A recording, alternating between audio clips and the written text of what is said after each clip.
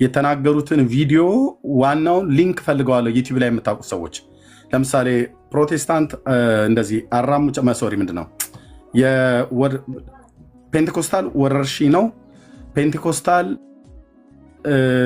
ማነው ለኦርቶዶክሳውያን ወንጌል መስበክ ብላስፌሚ ነው እና እንዲና እንደዚህ አይነት በ1900 ክፍለ ዘመን የጀመረ እምነት የለም ብለው ያሉ አሉ ከሉትራውያንና ከመካነ ኢየሱስ ነን ብለው የሚሉ ሰዎች ማለት ነው ሄድ ኦፊስ ላይ ደውያለሁ ሊንኩን ላኩልን ብለዋል ፕሬዝዳንቶቹ ሊንኩ ያላችሁ ሰዎች ሊንኩን ላኩልን ከዩቲዩብ ላይ ማለት ነው ኦኬ ቴንክ ዩ እና እንስማው ብለዋል ይሄንን የተናገረው ሰው በተለይ አንደኛው ቄስ ነው ይባላል ራሱን ቄስ ነኝ ብለዋል ምን ያህል ዘመን እንዳገለገለ አይ ዶንት ኖ ቄስም ሊሆን ይችላል በሉትራውያን ወይ በመካነ ኢየሱስ ሄድ ኦፊስ ላይ ደውያለሁ አግኝቻቸዋለሁ ያገኘዋቸውን ትልቅ ሰው አውርቻቸዋለሁ ከዛ ሊንኩን ላክልን ብለዋል ይሄ የተቆራረጠ ቲክታክ ላይ ሳቅ ምናምን ነገር የበዛበትን እንደዛ አይነት ነገር ወደዛ ማቅረብ አልፈልግም እና ከዛ እኛ እንደ ቤተክርስቲያን እንነግርሃለን ብለውኛል ሉትራውያንም ጋር እንደዚሁ ወደ ሄድ ኦፊስ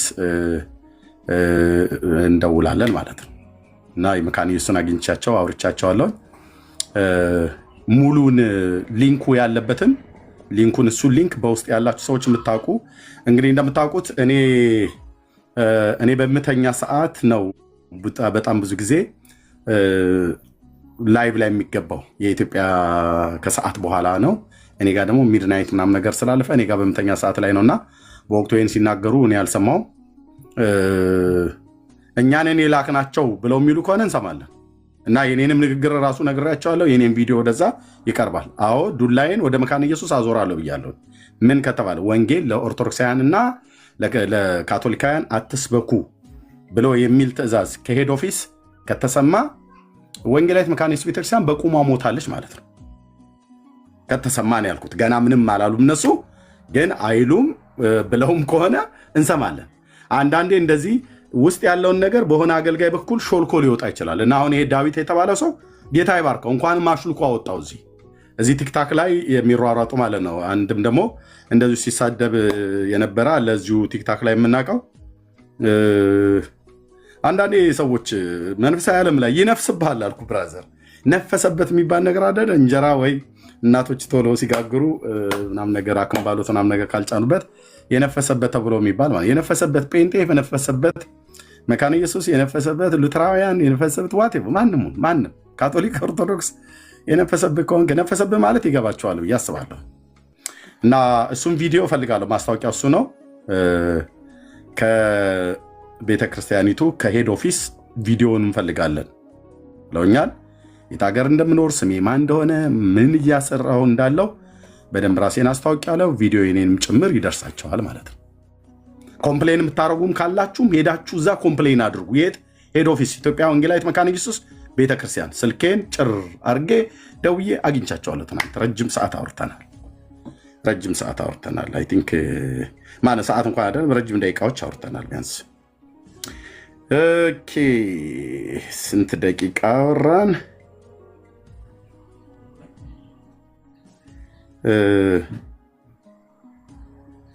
የመጀመሪያው ላይ ምን ያህል ደቂቃ እንደሆነ ሁለቴ ነው ያወራነው ከስብሰባ ላይ ወጣው ነው እንትን ያሉ ከዛም ደግሞ አይ ቲንክ ለ11 ደቂቃ ያህል የመጀመሪያውም ጭምር አለ የመጀመሪያው ስላልታየኝ ነው ሴቭ ስላላረኩት በወቅቱ አውርተናል ኦኬ ስለዚህ ቪዲዮውን እንፈልጋለን ቪዲዮ ያላችሁ ሰዎች ለኔ በውስጥ ላኩልኝ ጌታ እግዚአብሔር ዘመናችሁን ይባርክ ተባረኩ እሺ ለእግዚአብሔር ክብር ይሁን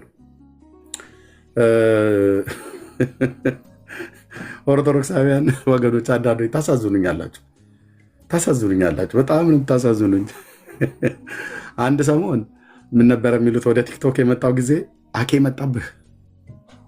አኬ መጣብህ ድሮ እኔ በገጠር ባደኩበት አባባ ጎድዬ መጣልህ የሚባል ነገር ነበረ ሲያስፈራሩን ማለት ነው አባባ ጎድዬ መጣልህ ምናምን ነገር ተብሎ ይባላል ህፃናትን ለማስፈራራት መጡብህ ጭራቁ መጡብህ እንደሚባለው ማለት ነው እና አኬ መጣብህ ነበረ ብለው የሚሉት ነበር ዳር ያስያዝኩት ታወራለህ ከኔ ጋር ብዬ ስለ አዎ ኦኬ በቃል ኪዳኑ አዎ እንዴ በደም እንዴታ እሺ ሙሉን ነው የምናወራው ቢስል ኖ የለም በጎዶሎ ነው የምጮተው አለ ስለዚህ ዳር ያስያዝኩት ማለት ነው ኦኬ አሁን ደግሞ ዘማርያም ዘገብርኤል ዘጊዮርጊስ ዘመሐመድ ብለህ ብትል አፍርደቼ ይግጣል አልኩ እና ታውቃላችሁ አይደል? ስመጣ ታውቃላችሁ ከኦርቶዶክሳውያን። አዎ ታውቃለህ። አሁን እዚህ ፊር ፌንጣ ብትቆጣ እግሯን ጥላ መጣች ይባላል። በጣም ብዙ ብሂሎች አሉና ተው አትንደፋደፍ ዝም ብለህ ለማለት ነው። ጸጋ ይብዛላችሁ። ወንድሜ አብዲሳን ጥያቄ ጠይቋል። አንዳንድ ሰዎች ይሄ አሁን አብዲሳ የጠየቀው ጥያቄ ብዙ ኦርቶዶክሳውያንን ያምታታል። እንደዚሁም አንዳንድም የወንጌል አማኞች ኦርቶዶክሳውያንን በተለይ የሚያምታታው ከምን አኳያ ነው? ምንድነው? ተዘከረን ጊዜው በውስተ መንግሥትከ በከመ ተዘከርኮ ለፈያታዊ ዘየማን እንዛሃሎ ከዲበ ዕፀ መስቀል ቅዱስ ብሎ በሚለው ክፍል ላይ ምንድነው? ለፈያታዊ ዘየማን ጌታ መስቀል ላይ ሆኖ ኤሎሄ ኤሎሄ ላማ ሰበቅታኒ ወአንተ ተቀድሞ ለአዳም በዊአ ውስተ ገነት አባ ማፀንኩ ነፍሴ ውስተ እዴከ ወይም የተፈጸመው ሁሉ ነገሩ ጆሮን እኮ ቢቆርጡህ እኮ አታውቅም። አንዳንዱ ኦርቶዶክስ ዝም ብለህ ኦርቶዶክስ በጣም ነገር ብለህ የምትለው ማለት ነው። አታውቀውም። አሁን ምን እንዳልኩ ልርገምህ ልመርቅህ አታውቀውም።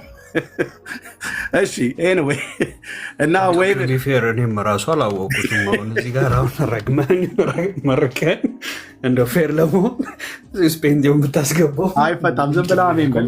ዝም ብላችሁ አሜን አይደለም አሁን ይፈታል ብላችሁ የምትሉት ነገር ነው የማይገባኝ። ዝም ብላችሁ አሜን በሉ። ፔንቴ ሞንክ ማንም ማለት ነው። ኦኬ ወአንተ ተቀድሞ ለአዳም በዊአ ውስተ ገነት ከአዳም ቀድሞ ገነት ገባ። ያ መስቀል ላይ የተሰቀለው ሰው በቀኝና በግራ የተሰቀሉት አልነበረ? በቀኝ በኩል የተሰቀለው ጥጦስ የሚባለው ኦርቶዶክስ ጥጦስ ብላ ትለዋለች። ሰውየው በላቸውን ቁምላቸው አይታወቅም፣ ግን ጥጦስና ዳክራስ ብላ ትላለች። ወይ ደግሞ የማናይና ጸጋማይ ማለት በእርግጥ የቀኝና የግራ ማለት ነው። የማናይ በቀኝ ጸጋማይ በግራ ማለት ነው። ኦኬ እና ይሄ ሰው ወደ ገነት ገባ ተብሎ የሚባለው ክፍል ገነት ተዘግታ ነበረና ያቺ የተዘጋቸዋን ገነት ከአዳም ቀድሞ ገነት ገባ ብሎ የሚለውን በዊአ ውስተ ገነት ብሎ የሚለው ከአዳም ቀድሞ ገነት ገባ። ምክንያቱም ጌታ እውነት እልሃለሁ ዛሬ በገነት ከኔ ጋር ትሆናለህ ብሎ የሚለውን ቃል ስለተጠቀመ ከአዳም ቀድሞ ገነት ገባ ብላ ኦርቶዶክስ ትላለች። ይሄ የት ነው? ሕማማተ መስቀል በሚባለው መጽሐፍት ላይ ነው ያለው። ኤሎሄ ኤሎሄ ላማ ሰበቅታኒ ወይ ደግሞ ሕማማተ መስቀል የሚባለው ወይ ደግሞ በዚህ በሰሙነ ሕማማት ጊዜ ያለው ሕማማተ መስቀል ላይ ያለ በዊአ ውስተ ገነት። ይህንን ብላ ካለች ከአዳም ቀድሞ ገነት ገባ ትልህና ኦርቴ የሉቃስ ወንጌል የአንድምታ ነው።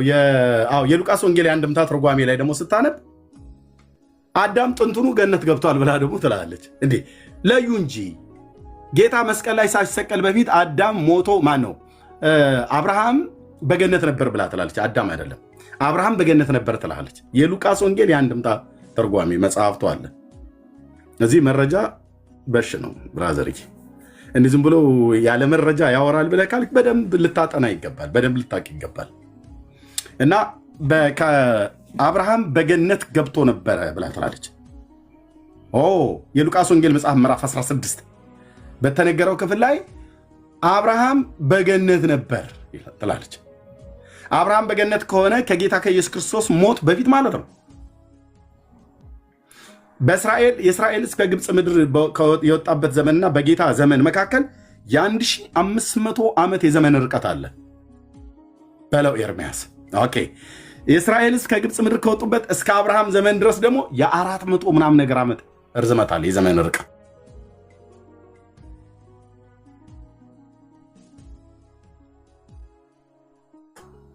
ምታዋ ይሄን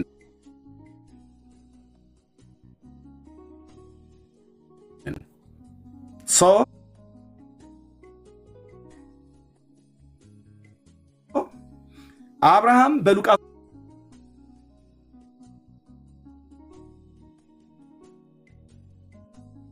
ወንጌል መጽሐፍ ምዕራፍ 16 ኦርቶዶክስ እንደጻፈችው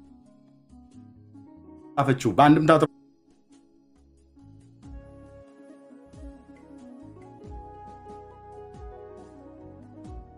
ትርጓሜ እንዳስቀመጠችው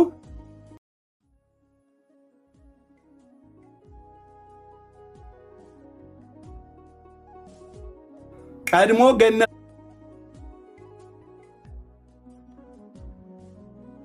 ከነበረ ወአንተ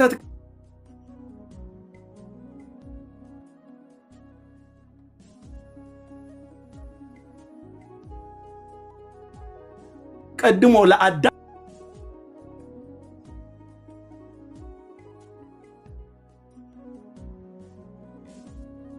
ገነት አለ።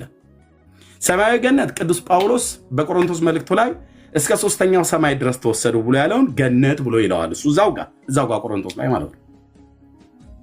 የምድራዊ ገነት ደግሞ ይሄ አዳም የሚባለው ሁለት እግር ያለው የኔና ያንተ መገኛ እግዚአብሔር በመልኩና በአምሳሉ የፈጠረው ሰውዬ ይኖርበት የነበረ ሎኬሽን ጂኦግራፊ አለ። ወንድሜ አብዲሳ የጠየቀው እሱን ነው። እሱ የት አካባቢ ነው የሚኖረው? የት አካባቢ ነው የሚሆነው? ለስልል ከኢትዮጵያ ቀልድ እንጀምርና ወደ ዋናው ነገሩ ላይ እንመጣለን ማለት ነው።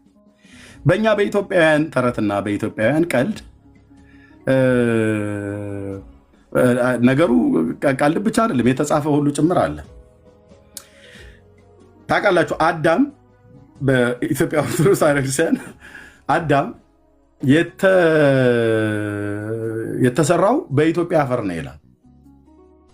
የኢትዮጵያ አፈር ምን አይነት ነው?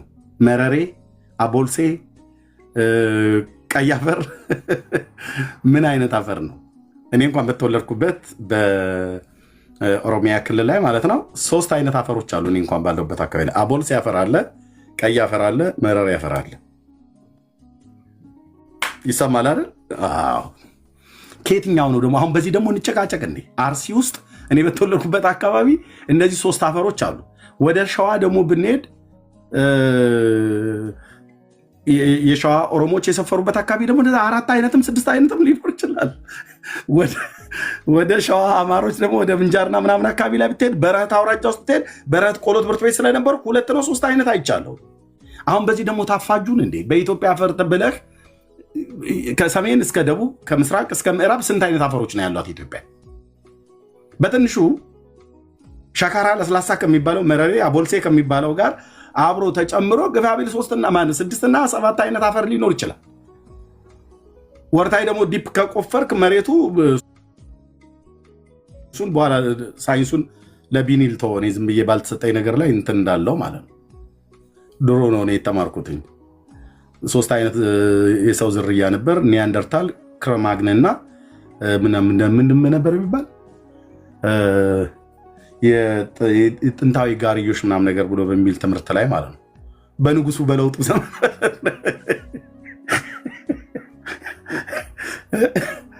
ኒያንደርታል፣ ክረማግነንና ማነው የሚባል የዝንጀሮ አይነት ነበረ እና ከዚህ እንደዚህ እያለ እየሄደ ቆይቶ ከዛ ደግሞ እንደዚህ ቀና እያለ ምናምን ነገር ብለው እያልኩኝ እኔ እጄ እንደዚህ አድርጌ ጽፍልህ ነበር።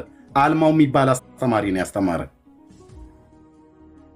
እጠጣለህ ነበር እኔ ሆሞሳፒያን ነው ብቻ ምንም ፒዛም በለው ብቻ የሆነ ነገር ብለውኛል።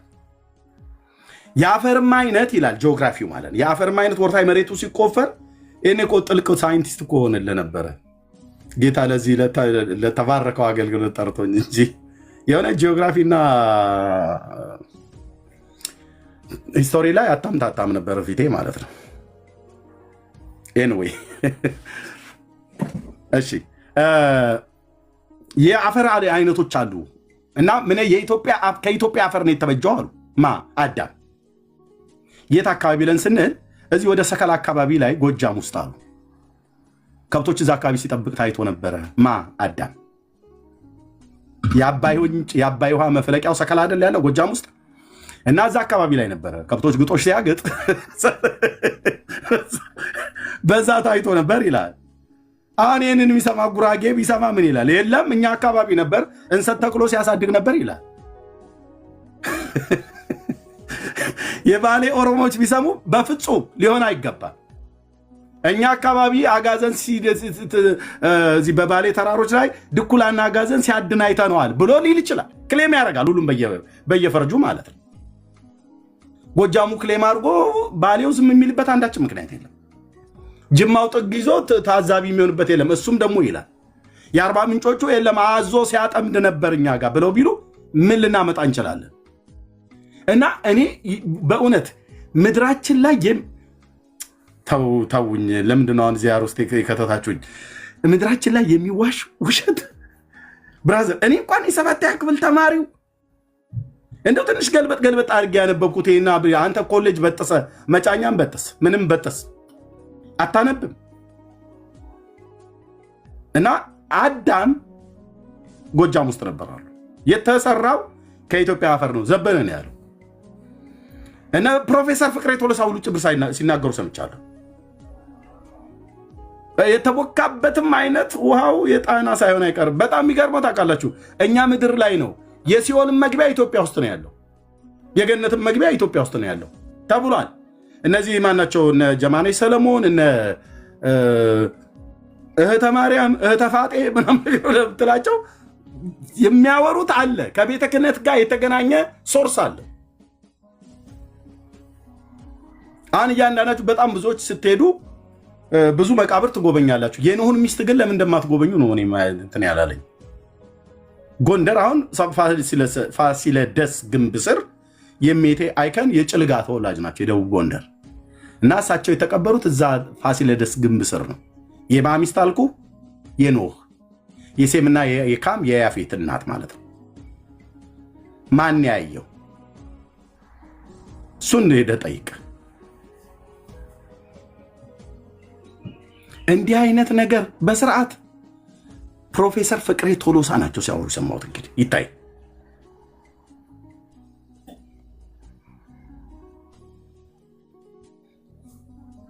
ወደኛስ አካባቢ የተቀበረ የለም የሰማችሁት? አርሲ ውስጥ ከጥንታውያኑ ማለት ነው። ኖ አይ እኔ ቪዲዮ አለኝ። ዘበነ ሙሴ የተማረው ኢትዮጵያ ነው ብሎ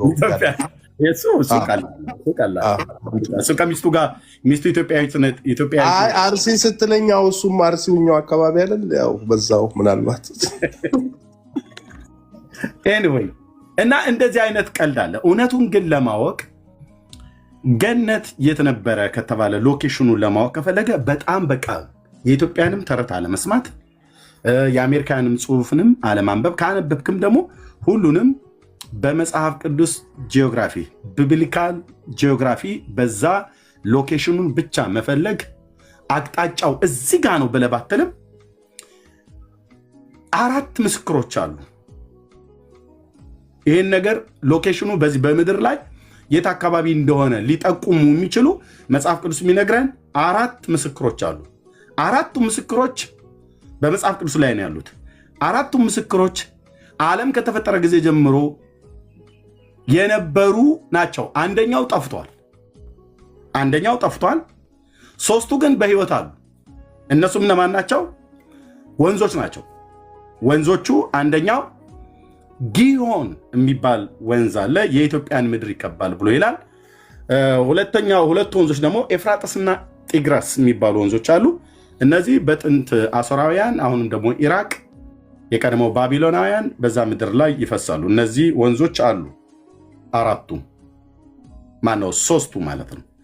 በተለይ ይሄ የጊዮን ወንዝ የሚባለው አሁን በቅርብ ካገኘሁት አንዳንድ መነሻ በጥንት ፐርዥያን ምስራቃዊ ግዛት ላይ የነበረ ወንዝ ነው ተብሎ የሚባል ክሌም ደግሞ የሚያነሱ ምሁራን አሉ። ከኢትዮጵያ ከኛ የሚመጣው ከኢትዮጵያ የሚወጣው እሱኛው አይደለም። ጊዮን የሚባል ወንዝ የፐርዥያ ወይ የኢራን ከሱ ምስራቃዊ ፓርት ላይ ያለ ወንዝ አለ፣ እሱ ነው ጊዮን የሚባለው ብለው የሚሉ አሉ። አይ አንዳንዶቹ ደግሞ የለም ጊዮን የሚባለው እዚህ ኢየሩሳሌም ከተማ ውስጥ ምንጭ አለና በንጉሱ በሕዝቅያስ ዘመን የነበረ ንጉሱ ሰለሞን የዳዊት ልጅ ካህኑ ሳዶቅና ነቢዩ ናታን ሌሎችም የእስራኤል ነገስታት የእስራኤል ከዳዊት ጋር የነበሩ ኃያላን ሁሉ ሆነው ንጉሱ ሰለሞንን ወስደው ያነገሱበት ቦታ ነው ተብሎም ደግሞ እንደዛ ክሌም የሚያደርጉ አሉ። የጊዮን ምንጭ ነው የሚለው ውሃ ነው አለ። ግን እሱ ያ በምስራቅ በኢየሩሳሌም ምስራቅ የቄድሮንን ፈፋ ተከትሎ የሚፈስ የነበረ ወንዝ ነው። ምንጩ አሁንም ጭምር አለ፣ ወደ ወንዝነት ተቀይሮ ሄዚካያ ታናል ብሎ የሚል ዩቲዩብ ላይ ብቻ ገብተህ ክሊክ አድርገህ ሄዚካያ ታናል ጀሩሳሌም ብለህ ብትል ውሃው አሁንም በዛ ይወርዳል። እሱ የጊዮን ውሃ ነው ብለው ይላሉ። የውሃው ምንጭ ከየት እንደሆነ አይታወቅም፣ መድረሻውም የት እንደሆነ አይታወቅም። ግን ኢየሩሳሌም ከተማ ውስጥ ይፈሳል። በውስጥ አሳይተናቸዋል ደጋግመን። አንተ እንደ አፋር ጎረምሳ ጥርስህን እየፋቀ መጣ በቃ ጆሮ እያልክ እየኮረኮርክ ምንም አታነብም፣ አትጠይቅም። ሌሎቾች ማለት ታች ለሚሳደቡት ነው ይህን ብዬ የምለው እና ግን ካያችሁ በደንብ እንደዛ አለ። ኦኬ ታዲያ እነዚህ ወንዞች መዳረሻቸው የት ነው? ቢያንስ ውሽ የኢትዮጵያውንም የኛ የኢትዮጵያን አባይን መዳረሻው የት ነው? አሁን እዚህ በጠይቀው ማይክ ምንድን ነው ሆነው ነው ያው ግብጽ ነው። እንዳመልስ አብዲሳ እንዳመልስ አሁን ታች የሚንደፋደፍ ሁሉ ናመልስ ተብሎ ትባል። የአባይ መነሻው ከየት ነው? መድረሻው የት ነው ብዬ መነሻውማ እንግዲህ ከቀበና ነው ብሎ የሚል ዝም ብሎ ገልጡ የሆነ ትውልድ አለ። ምንም አያነብ ወይ በትክክል አይሰሙ። በተለይ ኦርቶዶክሳውያኖቹ እንደዚህ ናቸው።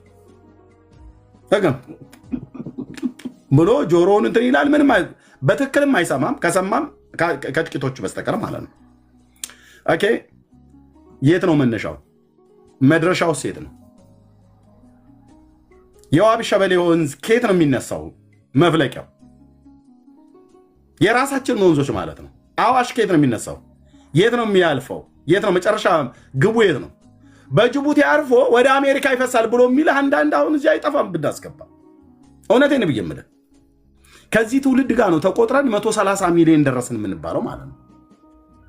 አዋሽ የት ነው መጨረሻው? ከየት ነው የሚነሳው? ባሮ፣ ተከዜ፣ የኢትዮጵያ ወንዞች፣ የሀገሬ ወንዞች ማለት ነው። እኔ በተወለድኩበት አካባቢ ያለውን ቶ አርሲ ውስጥ አርባጉ አካባቢ ላይ ውስጥ ባሳይ በጣም ትልልቅ ጅረት ወንዞች አሉ። ሆምባ፣ ፈረቀሳ የሚባሉ ራሚቻ፣ ጎራ፣ አርባ ዲማ፣ አርባ ጉራቻ የሚባሉ ወንዞች አሉ። አታውቅም ወዴት እንደሚፈሱ በጋ ከክረምት የሚፈሱ ወንዞች ማለት ነው። አታውቀውም። አሁን እንኳን ስለ ኤፍራጥስ እና ስለ ጢግረስ ስለ ጊዮን ወይ ደግሞ ስለ ፊሶን ስለሚባለው ወንዝ በጠይቃ አታውቀውም። በተለይ ኦርቶዶክሳውያኑ ማለት ነው። ወዳሴ ያለ እግዝእትነ ማርያም ድንግል ወላዲተ አምላክ ነው የምትለው ጠዋት። ጂኦግራፊ አታነብም። ቢብሊካል ጂኦግራፊ የሀገራችንን ጂኦግራፊ አታውቅም። ወንዞቻችንን አታውቅም። ወዴት እንደሚፈሱ ከየት የሚፈሱ አንተ ምን የምታውቀው ነገር የለም። ተመጣና ደግሞ ወይ በጥንቃቄ እንኳን አሰማም። ኤኒዌይ ስለዚህ ወንድሞች ይሄ ጢግረስና ኤፍራጥስ የሚባለው ወንዝ የአሁኑ ኢራቅ ውስጥ አለ። ከጥንትም ጀምሮ ኤፍራጥስና ጢግረስ ብሎ የሚለው ዘፍጥረት መጽሐፍ ምዕራፍ 2 ላይ የኛም ይሄ ጊዮን ብሎ የሚለው አባይ የኢትዮጵያን ምድር ይከባል ነው ብሎ የሚለው አለ ማለት ነው። ወንዛችን እንግዲህ ከኢትዮጵያ ከጎጃም ክፍለ ሀገር ከሰከላ ከዛ ይነሳል የአባይ መፈለቂያው። ለማየት ችያለሁ እኔ በቆሎ ትምህርት ቤት በነበርኩበት ሳለ። ባህር ዳር ከተማ ላይ ደግሞ በተለይ ዜማ ትምህርት ቤት ጊዮርጊስ ነበርኩኝ። የኔታ ግሩ የሚባሉ አይ ቲንክ አባ ፋሬስ ያውቋቸዋል ብዬ አስባለሁ። የኔታ ግሩ የሚባሉ የዜማ መምህር አይነ ስውሩ ማለት ነው የጊዮርጊሱ። ሽምጥ ሚካኤልም የተወሰነ ጊዜ ነበርኩ የኔታ መንግስቱ ጋር ቅዳሴ ማለት ነው። እና ያኔ በነበርኩበት ጊዜ በተለይ ጊዮርጊስ በነበርኩበት ጊዜ የአባይ ወንዝ በጣና ላይ ሲሄድ በቃ የተለየ ውሃ የራሱ ውሃው የሐይቁ ውሃና የወንዙ ውሃ የተለየ ነበር። በላዩ ላይ ሲሄድ አቋርጦ የሚሄድበት ማለት ነው። አባይ ማዶ ገብርኤል እንደዚህ ህንፃ አልተሰራም ነበር። እኔ እዛ ቆሎስ ትምህርት ቤት በመማርበት ሰዓት ላይ የምታውቁት ማለት ነው። ኦኬ ለማየት ችያለሁ። ስለዚህ ከሰከላ ነው የሚነሳው ጎጃም ውስጥ። መድረሻው የት ነው? ታላቁ ባህር ሜዲትራኒያን ነው የሚገባው ወንዙ ማለት ነው። ለምንድን ይህንን የማወራው ወንድሜ ከጠየቀኝ ጋር ገነት የት ነው ብሎ የሚለው ማለት ነው። ሎኬሽኑ ምድራዊ ሎኬሽኑ እኔ አፌ ሞልቼ የምናገረው በዚህ በጥንት መካከለኛው ምስራቅ በሚባለው በዌስተርን ኤዥያ ውስጥ እንደሆነ አስረግጬ እነግርሃለሁ። ተሳስተሃል ብሎ የሚል ሰው ካለ የግባና ከኔ ጋር ያወራል። ይሄ 7ኛ ክፍል ተማሪ በጂኦግራፊ ቡና በብረት ምጣድ ላይ እንደሚቆላ እንዴት እንደማምሳ አሳያለሁ። ገባና አውራ። ተሳስተሃል፣ ውሸት ነው፣ እንዴት እንዲህ ትላለህ? በደቡብ አውሮፓ አይደለም እንደሚሄደው፣ በሰሜን አፍሪካ አይደለም እንደሚሄደው ብለህ ናና ሞግት። የፈለግከው ኮሌጅ በጥስ፣ መጫኛን በጥስ፣ በታጥስ። ዌስተርን ኤዥያ ላይ ባሉት ሰፊ ግዛቶችን ያካልላል። ወንዞቹ በእነዚሁ አካባቢ መዳረሻቸው፣ የአንዳንዶቹ መነሻቸው መዳረሻቸው፣ በተለይ መዳረሻቸው እዛ ስለሆነ ማለት ነው። የጢግረስና የኤፍራጥስ ወንዝ መዳረሻው የት ነው? ጻፉ ሲከታች። ይኸው ዘፍጥረት መጽሐፍ ምዕራፍ 2 ነው የማነበው የምናገረው። የኤፍራጥስና የጢግራስ ወንዝ መነሻውን ባጣቁት እንኳን መዳረሻው የት ነው? ምክንያቱም እነዚህ ወንዞች ገነትን ያጠጣሉ ብሏል። ሎኬሽን ነው ማለት ነው። ሎኬሽን ነው ማለት ነው። ሃሌሉያ። አስረግጬ ነው የምነግርህ። ስለ አታምታታም። ሜዳው ገደል ነው የሚሆንብህ። የት ነው መዳረሻቸው? ኤፍራጥስና ጢግራስ የት ነው መዳረሻቸው? ቪክቶሪያ አለ ወንድማችን። ነጭ አባይ ነው እሱ መነሻው። ብራስር ቪክቶሪያ በቅንነት ስላልክ ነጭ አባይ የሚባለው ነው ከቪክቶሪያ የሚነሳው። ነጭ አባይ የሚባለው ከቪክቶሪያ ይነሳል። ኦኬ፣ የት ነው ምንድነው መዳረሻቸው? መነሻቸውን እንኳን ተውት። መዳረሻቸው የት ነው? የጢግረስና የኤፍራጥስ ወንዝ መዳረሻቸው የመጨረሻቸው ከኛ ከኢትዮጵያ የሚነሳው የት ነው የሚገባው? ታላቁ ባህር ሜዲትራኒያን ማለት ነው። ያው በግድባችን በኩል ይወጣል ሱዳን፣ ከዛ ግብፅን ከፍሎ ማለት ነው ለሁለት። ያው ሙሉ በሙሉ በግብፅ ላይ ሄደው ይሄ ራምሴ የሚባል ምድር ታውቃላችሁ? እስራኤላውያን ሰፍረውበት የነበረ በአባይ ወንዝ ሸለቆ ላይ ነበረ። ራምሴ ወይ ደግሞ ጌሳም የሚባለው ምድር ረግረጋማ በአባይ ሸለቆ ወይ ደግሞ በአባይ ተፋሰስ ላይ ያው ግብፅ ከጥንት ጀምሮ ልማቷን አድርጋ ረሃብም ነክቷትም አያውቅም ከውሃው የተነሳ ማለት ነው። በእነ ዮሴፍ ዘመን ረሃብ በነበረበት ዘመን ሁሉ ጭምር እየበሉ ነበር። ኤኒዌይ ስለዚህ ታላቁ ባህር ሜዲትራኒያን ላይ ነው እና ከሎኬሽን አቅጣጫ ቦታውን ኤግዛክትሊ ይሄ ነው እዚህ ጋ ነው ብሎ ለማለት ቢቸግርም እነዚህ አራት ወንዞች ኪዮን፣ ኤፍራጥስ፣ ጢግረስና አንደኛው ፊሶን የሚባለው ወንዝ ነው የኤውላጥን ምድር ይከባል ይላል።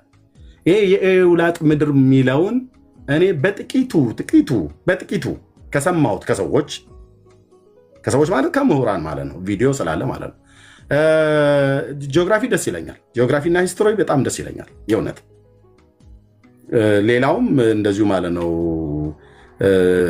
አንዳንዶቹም ብዙ ባይመቹኝም ግን ከትምህርት ምን መርጠዋል አይደለ የምንወስደው እሱ ላይ በጣም ጥሩ እሰማለሁ። የሚናገር ከኔ የተሻለ በጣም ብዙ እውቀት ያላቸው ሰዎች አሉ የተማሩና ሲያወሩ በጣም ነው የምሰማው። ጭጭ ብዬ ነው የምሰማው። በደንብ ስጽፍ ወረቀትም ላይ ነው የምጽፈው። በተለይ ደግሞ እዚህ ነው የምጽፈው። እግዚአብሔር እንደዚህ የመስማትን እንትን ሰጥቶኛል። ጌታ እግዚአብሔር ይባረክና ይሄ ፊሶን የሚባለው ወንዝ የኤውላጥን ምድር ይከባል ይላል። ኤውላጥ የሚባለው ምድር ጂኦግራፊውን ለማግኘት እንግዲህ በጣም በዚህ በዘርፉ ላይ ያጠኑ ምሁራን እነሱ በደረሱበት ነው ብዬ እኔ ምንም የምደርስበት የለም። እነሱ በደረሱበት በኖርዝ ሱድ አረቢያ ግዛት ውስጥ በተለይ ጆርዳን የቀድሞ ሞዓብና አሞናውያን ተብሎ በሚባለው እሱ ጋር አግኝተነዋል ብለው ወደ ኩዌት ነው የሚፈሰው። ጂኦግራፊውን ምናልባት እዚህ ላሳያችሁ እችላለሁ። እና ወደ ኩዌት ነው የሚያቀነው የፊሶን ወንዝ የተባለው። አሁን ለምሳሌ ኦጽ የሚባለው ኢዮብ የነበረበት ምድር የት ነው? ኦጽ ጻድቁ ኢዮብ የነበረበት ምድር ኦጽ ብሎ ይለዋል። የት ነው ያለው? አሁን ይህንን በእኛ እውቀት የሚደረስበት ሊሆንም ይችላል ላይሆንም ይችላል። ከደረስንበትም በጣም ብዙ የታሪክ መዛግብትን በተለይ ጂኦግራፊን ማየት አለብን። ኤንሸንት የተባሉ ጥንታውያን ጂኦግራፊ ካርታዎችን ማየት አለብን። ደግሞ ከእኔ እውቀት በላይ የሆነውን ከእኔ እውቀት በላይ እንግሊዝኛ በደንብ ማንበብ የሚችሉ በደንብ መስማት የሚችሉ አንዳንዴ ካላወቅ አላውቅም በል በቃ ይሄ ነው ቅኑ ጽድቁ ይሄ ነው። ካላወቅ አላቅ ኦኬ ካላወቅ አላቅም። ከኔ ይልቅ በጣም እንግሊዝኛን ጥሩ አድርገው የሚናገሩ፣ ጥሩ አድርገው የሚሰሙ፣ ጥሩ አድርገው የሚያነቡ፣ ያነበቡትን የሚረዱ ስኮላሮች ሰዎች፣ በዘርፉ ላይ ሙያ ያላቸው ሰዎች ለብዙ ዘመን የደከሙበትን ያንን በደንብ አጥንተው በደንብ አይተው የሚናገሩ ሰዎች ሲመጡ አንተ አርምሞ ታረግና ትሰማለህ ማለት ነው። እንደ ጥሩ ንብ ቅሰን እንጂ እንዴት እሱ ምናምን እኔ እያለው ኖ ሁሉን አናቅም፣ ብራዘር ሁሉን አናቅም። እና እነዚህ በዘርፉ ላይ ያጠኑ ሰዎች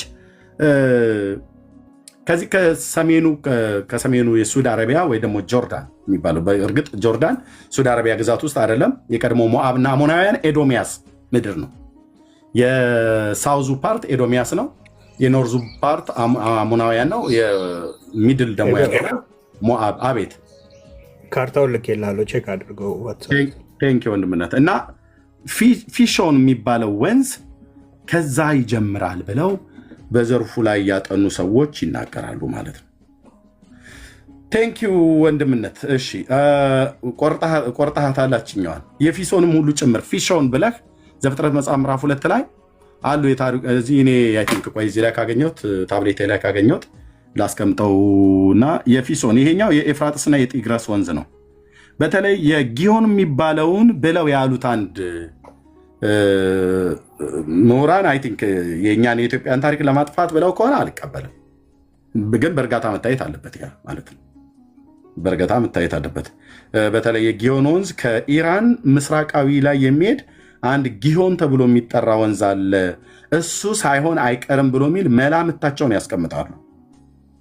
እኔ ግን መጽሐፍ ቅዱሳችን ኢትዮጵያ ብሎ ስላለ ከኢትዮጵያ ነው የሚይዘው። እሺ እሰጥሃለሁ ወንድሜ፣ አንዴ ቆይ እሰጣቸዋለሁ። ለሰላምታ እንኳን ጊዜ አልሰጠውም፣ ዝም እያስረዘምኩኝ። ኤኒዌይ በዚህ ጉዳይ ላይ ከሆነ ወንዞቹ መነሻቸው በተለይ መድረሻቸውን ካየን ተባረክ ኤርሚ። አይ ተባረክ፣ በጣም ጥሩ ነው። ማን ያውቃል በሚል ከቤተሰብም ጋር ስናወራበት ነበር እና ሌሎችም ሰዎች ሲጠይቁኝ ቆይ ኤርሚን አንድ ጊዜ ሲኖረው ቀድሜም ስትገባ የጠበቅኩ ሌላ ፕሮግራምህን እንዳልሻማብህ ብዬ ነው። እና ተባረክ፣ ጌታ ይባርክ። ተመልሷል። ትንሽ የባቢሎንም ነገር ትንሽ ብነካው ዝም ባቢሎን ኢራቅ ውስጥ እንዳለ ሰማለው፣ ሚድል ኢስት አካባቢ። እና ቴንኪው ኤርሚዬ፣ የምትለው ነገር ካለ በለ እንጨምርላለን። ቢኒያም አለ ሳሙሻም ስለመጣ የፊሾን ወንዝ እሱ ላይ ነው እየተናገርኩ የነበረው። ቢኒ ካገኘው ታገኘዋለህ፣ ታይፕ ታደርገው ማለት ነው። ሎኬሽኑ እዚህ ነው ብለው ይላሉ። ያ ወንዝ አሁን ደርቋል። የፊሶን ወንዝ የሚባለው የለም።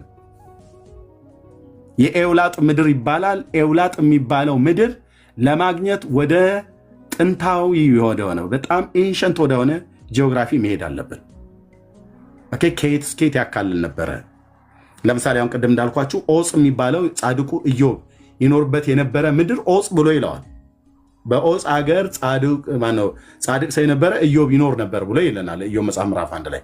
ኦፅ የት አካባቢ ላይ ነው የሚኖረው? አሁን ማን ተብሏል? ምክንያቱም ብዙ አገሮች ጠፍተዋል። ታውቃላችሁ፣ እንደጠፉ ስማቸውን በዛው ጠፍተዋል። በቃ አሁን በመጽሐፍ ቅዱስ ላይ ካልሆነ በስተቀር አታገኛቸውም። ለምሳሌ አሁን መጽሐፍ ቅዱስን የማያውቅን ሰው የሞአብና የአሞናውያን የኤዶሚያስ የአማሌቅ ምድር የቱ ጋር ነው ብለህ ብትለው አያውቀው።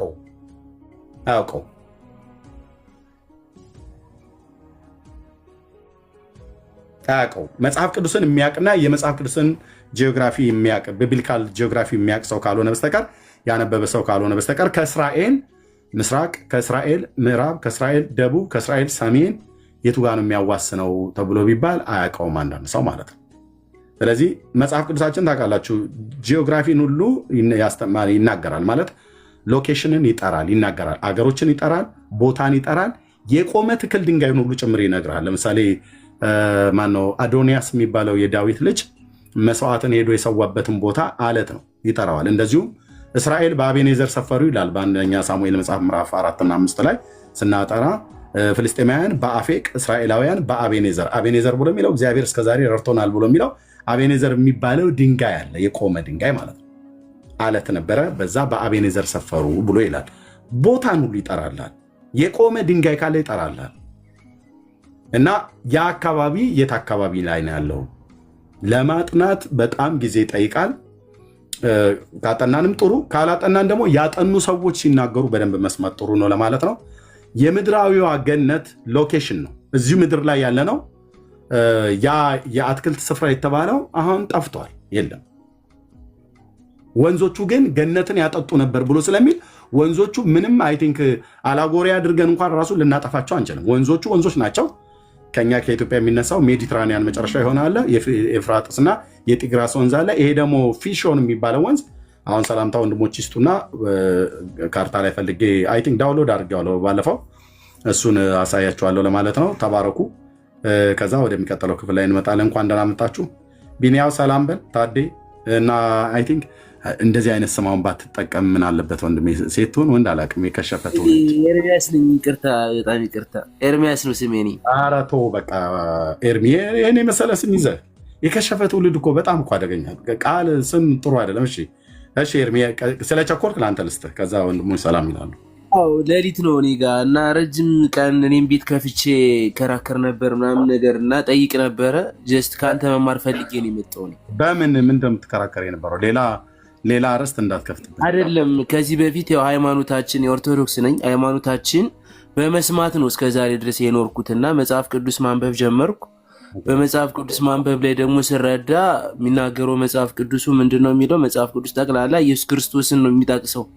ስለዚህ በአማላጅነት ደረጃ እኔ ኢየሱስ ክርስቶስ ከአብ ጋር እንዳስታረቀኝ ነው ወንጌላያቱም ሐዋርያቶችም እየተናገሩ ያሉት እና ሌላው አማላጅ የሆነበት ምክንያት ምንድን ነው ብዬ ጠየቅኩኝ። ከመልስ ስድቡን የበዛብኝና ጀስት ከአንተ ጋር መጥቼ ጥያቄን ጠይቄ መልስ አገኛለሁ ብዬ አሰብኩ። ኦኬ መልካም። እሺ እናወራለን፣ ወንድሞችም ያወራዋል። ጠብቀን። እሺ ቢኒ ሰላም በል፣ ታዴ ሰሞ ወንድሜ ሰላም በል፣ ቤካ እንደዚሁም ቆሞስ ሰላም ይበሉና ከዛ እንቀጥላለን። ቶሎ እዚህ ቀድሞ የተነሳውም ላይ ወንድማችንም ኤርሚ የጠየቀውም ላይ እንሄድበታለን።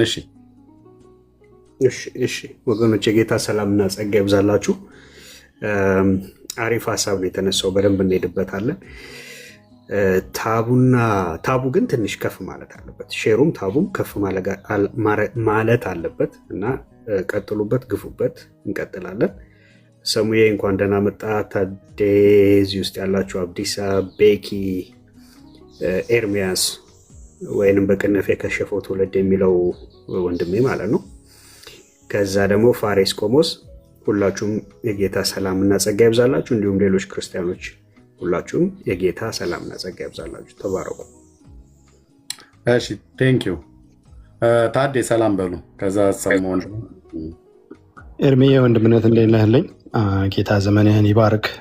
ቢኒሻ ሰላም ብያለው። ጌታ አንተም አብዝቶ ይባርክ። ቅድም በጣም ጥሩ ኢንፎርሜሽን የሰጠህን ያላያችሁ ወገኖች ከተቆረጠ ዩቱብ ላይ ምናምን ቢኒ በደንብ አድርጎ የሆነ ቤት ጥሩ ነገር አሳይቶናል። እዩ ትላለሁኝ። ጌታ ክብሩን ይውሰድ። ጌታ ይባረክ። በዚህ ሰዓት ራሱ እንደዚህ አምጥቶን ብዙ ጊዜ እንረሳለን ምን አይነት አምላክ እንዳለን። መተንፈሳችን እንኳን እዚህ ቁጭ ብለን መነጋገራችን ራሱ በጣም ቢግ ዲል ነው። ይህንን ሞመንት ያጡ በጣም ብዙ ሰዎች አሉና እታች ያላችሁም ካመንት የምታደርጉ የምታዳምጡ ጌታ ክብሩን ሁሉ ይውሰድ። ለዚህ ሞመንት ስላበቃን እግዚአብሔር ይባረክ። ቴንክ ዩ ኤርሚዬ። ቴንክ ዩ። እሺ ወንድማችን፣ እሺ ታብና ኮፒሊንግ ሼር አድርጉ። ተባረኩ። ወደ 750 ሰው አለ። ቢሃይንድ ባይ የምትሰሙ ብዙ ሺህ ሰዎች አላችሁ። ተባረኩ። እሺ ወንድሜ ሰሙሻ እንኳን ደህና መጣ። ሰላም በልና እዛ ቤካ እንቀጥላለን። እሺ ሰላም ክርስቶስ ከእናንተ ጋር ይሁን። እግዚአብሔር ወዶ ፈቅዶ በስሙ እዚህ ቦታ ስለሰበሰበን መጀመሪያ እግዚአብሔር እናመሰግነዋለን። ከታችም ላላችሁ ከላይም ላላችሁ እግዚአብሔር አምላክ ፍቅሩን፣ ቸርነቱን፣ ጸጋውን ሰጥቶ በቤቱ ያቆየን። ኤርሚሻ ሁላችሁንም ሰላም ብያችኋለሁ። ተባረክ ወንድሜ ሰሞሽ። ቴንክ ዩ ቤኪ ሰላም በል። እሺ ሰላምና ጸጋ ይብዛላችሁ ወገኖች፣ ከላይም ከታችም ያላችሁ። ኤርሚ እንኳን ደህና መጣህ። ጸጋና ሰላም ይብዛል። በርታ ወንድማችን፣ ተባረኩ። እሺ ተባረክ። እሺ ወንድሜ ኦኬ።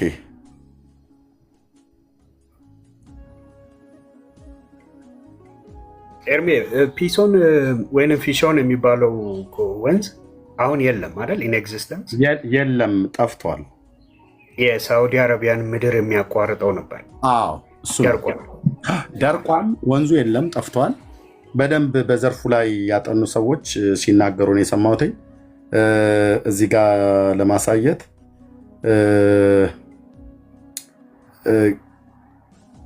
በጣም ብዙ መላምቶች አሉ፣ ግን በደንብ ዘርፉ ላይ ያጠኑ ሰዎች ማለት ነው።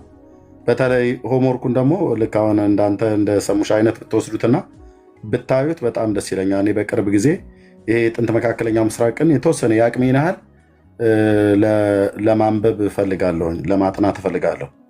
እንደው ጥሩ የተሻለ እውቀት ያላቸው ሰዎች ባገኝ ራሱ ሞር ብማር አሁን ካለኝ ላይ የአምላኬን የእግዚአብሔርን ቃል ሳስተምር ያልሆነ መላምት ብቻ እንዳልናገር ለጥንቃቄ ይረዳልና እዚህ ጋር ሳሳያችሁ ለምሳሌ ፊሾን የሚለው ወንዝ በሳዑዲ አረቢያ ክልል ውስጥ ነው አለ ተብሎ የሚባለው የኤውላጥ ምድር የሚባለው በምድር በአገሩ ደረጃ ብንሄድ ማለት ነው። ኖ ጊዮን አይደለም ብራዘር፣ ፊሶን የሚባለው ወንዝ ነው። የኤውላጥን ምድር ይከባል ነው የሚለው ዘፍጥረት መጽሐፍ ምዕራፍ 2 ቁጥር 11 ላይ አይ ቲንክ ባልሳሳት ዘፍጥረት 2:11 ላይ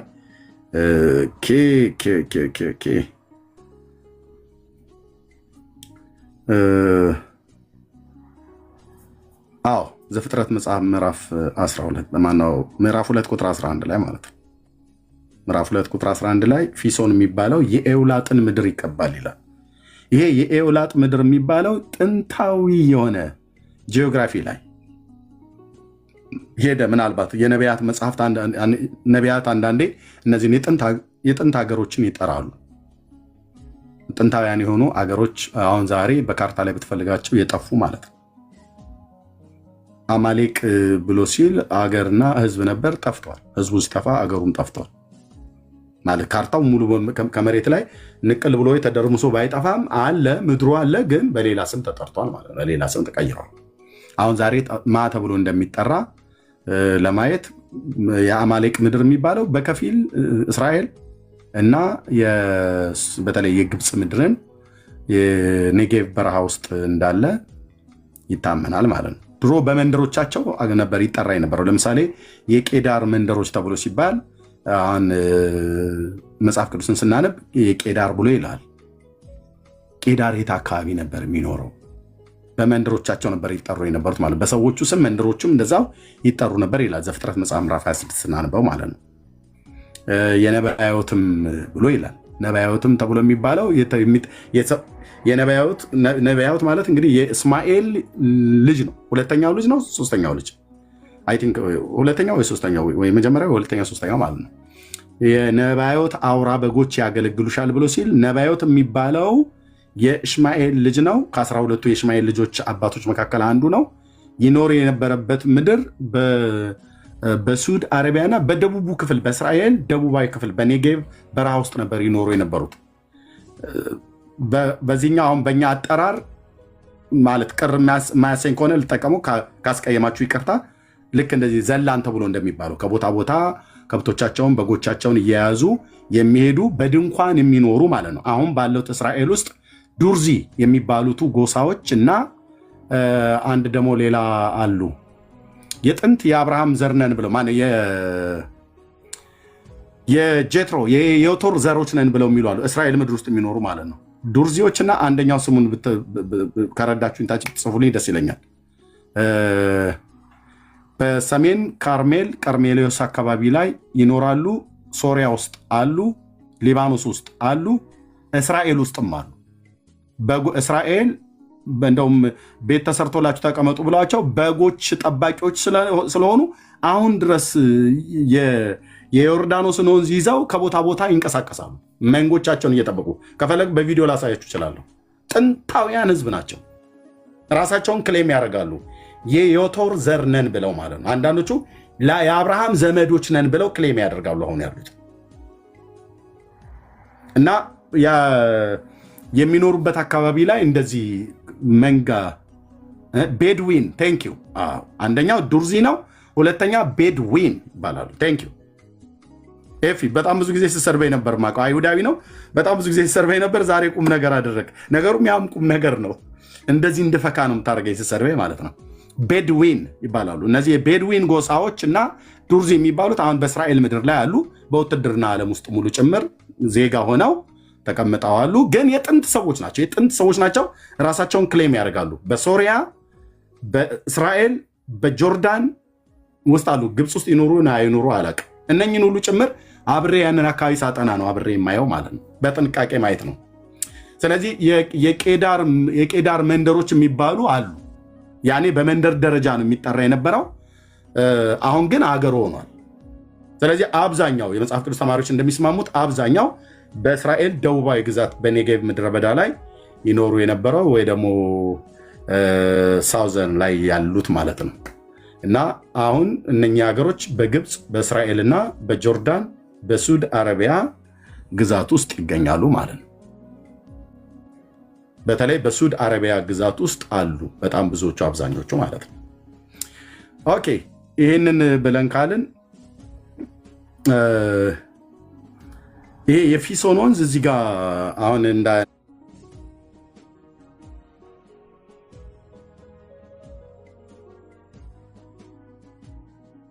ምሁራን ማለት ነው በጣም ዶክትሬት ዲግሪ ፕሮፌሰሮች የሆኑ ጂኦግራፊ ላይ በጣም የሰሩ በጣም የተለያዩ ምንጮች አሉ። ግን ደግሞ በጣም ትክክለኛ የሆነ ምንጭ እሱ ላይ ማየት ካልሆነም ደግሞ እዛ ጋ የኦክስፎርድ ዩኒቨርሲቲ ትልቁ ቢብሊካል ምንድነው ጂኦግራፊ ያለኝ እሱን ላመጣው እችላለሁ። እሱም ላይ ከገለጡት እንግዲህ ኦክስፎርድ ማለት ነው ራሱ የሰራው ሁለት ትልልቅ መዝገበ ቃላቶች፣ አንዱን ትንሽ አንደኛው አነስ ያለ ነው፣ ሌላኛው ግን በጣም ትልቅ ነው። እሱን አምጥተን እዛም ላይ ማየት እንችላለን። ወይ ደግሞ ታይፕ ማድረግም ትችላለህ። ፊሶን የሚለው ወንዝ ወይ ደግሞ ኤውላጥ የሚለው ምድር። ለምንድነው ይሄን የምንፈልገው? ይሄ ፊሶን የሚባለው ወንዝ ጠፋ እና ደርቋል ነው ብሎ የሚሉት ምሁራኑ። ደርቋል አሁን የለም፣ ግን በዚህ ይሄድ ነበር ብሎ ካርታ አለ። ከፈለግን በኋላ ካርታውን ቪዲዮ ከፍቼም ላሳያችሁ እችላለሁ። እና ወንድምነት እንዳየኸው ቅድም እኔም እንደነገርኳችሁ በሳዑዲ አረቢያ ውስጥ ሆኖ ወደ ኩዌት ነው የሚሄደው። ወደ ኩዌት አካባቢ በኩዌት ወይ ደግሞ በዚህ አባታችን አብርሃም ይኖር የነበረበት ኡር ከለዳውያን ብሎ በሚለው ወደዛ አካባቢ ላይ ወደ ኤደን ባህረ ሰላጤ ነው የሚፈሰው ማለት ነው። ስለዚህ በጣም ጥንቃቄ ሎኬሽን ነው አሁን የጠራችሁት። በእኛ አቅምም የሚመለስም አይደለም፣ ደግሞ ፈርተኑም ደግሞ ምንተው አይደለም። በቃ መጽሐፍ ቅዱስ የነገረንን ያህል ቢያንስ ሎኬሽኑን ተከትለን ነው የወንዞቹን ፍሰት ተከትለን እርግጠኛ እዚህ ነው ብለን ባንላችሁም ግን የሆነ ለጥምንም ማያረካ መልስ ባይሆንም የሆነ ፍንጭ ግን ይሰጠናል መጽሐፍ ቅዱስ ወንዞቹን ስለጣ። አሁን ይህንን የደፈሩን ለምንድነው? ወንዞቹ አሉ። ዘፍጥረት መጽሐፍ ምዕራፍ 2 ላይ ወንዞቹ 4 ወንዞች አሉ። ጌዮን፣ ፊሶን፣ ኤፍራጥስና ጤግራስ የሚባሉት ወንዞች ማለት ከአራቱ አንዱ ጠፍቷል፣ 3ቱ ግን አሉ። ከ3ቱ ደግሞ የኛን የጊዮንን ከኢትዮጵያ የሚነሳውን ከኢራን ምስራቃዊ ብሎ ይላል። እሱንም አሳያችኋለሁ። ተባረኩ። እዚህ ላይ ምናልባት የምትሉት ነገር ካለ ሰሙሻ ወይ ቢኒ የምጨምሩት ነገር ካለ መጨመር ትችላላችሁ። ካልሆነ ወደ ኤርሚ ጥያቄ እንሄዳለን። የጌታ ማማለል ላይ የጠየቀው ማለት ነው። እንሂድ ወደዛ።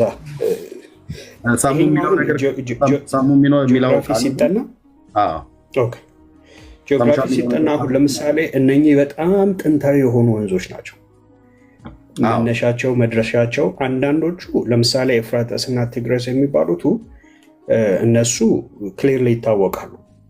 ምክንያቱም ያንኑ ስማቸውን ይዘው ኤንሸንትሊ ብዙ ጊዜ ስለቆዩ ማለት ነው። ፊሶን የሚባለው ያው ከመጽሐፍ ቅዱስ ፍሰቱን ተከትሎ የት እንደሚያቋርጥ ምናምን ጽፈውልናል።